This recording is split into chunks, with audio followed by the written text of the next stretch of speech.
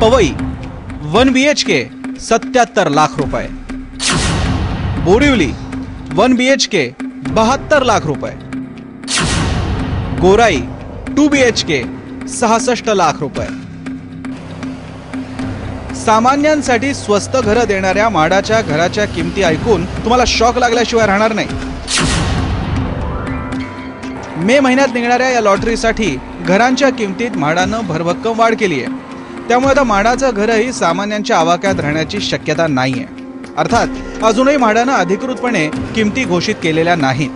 आजच्या घडीला पाहिलं तर मार्केट रेटशी जर कंपॅरिझन केलं तर तिथे बिल्टअप एरियावर मार्केट रेट सध्या 17,500 17,000च्या जवळपास आहे पर स्क्वेअर फीट। आपला जो रेट आहे तो 10,000च्या जवळपास आहे, म्हणजे तो 9,000च्या जवळपास आहे। बोरिवली अंधेरीसह इतर ठिकाणीही अल्प आणि मध्यम गटातली घरं बांधून तयार आहेत। त्यांच्या किमतीही 2 वर्षांच्या तुलनेत भरमसाठ वाढल्या आहेत। मागाठाण्यात 1 रूम किचनसाठी 11 लाख मोजावे लागतील।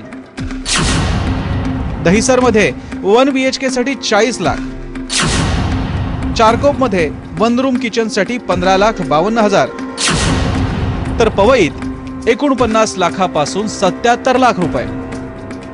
इतक्या भल्या मोठ्या आकड्यांची जुळवाजुळव करताना लोकांच्या नाकी नऊ येणार आहे। कारण मध्यम गटासाठी उत्पन्नाची मर्यादा 40,000 आहे आणि घराची किंमत 40 लाखांहून अधिक आहे। अशा स्थितीत बँक कर्ज देणार तरी कशी? फ्युचरमध्ये जेवढे आमच्या जागेवर जर आम्ही बांधलं, ज्या जागांची किंमत फार कमी आहे किंवा निग्लिजिबल आहे, त्या ठिकाणी तर परवडणारे घरं नक्की आम्हाला मिळणार आहे।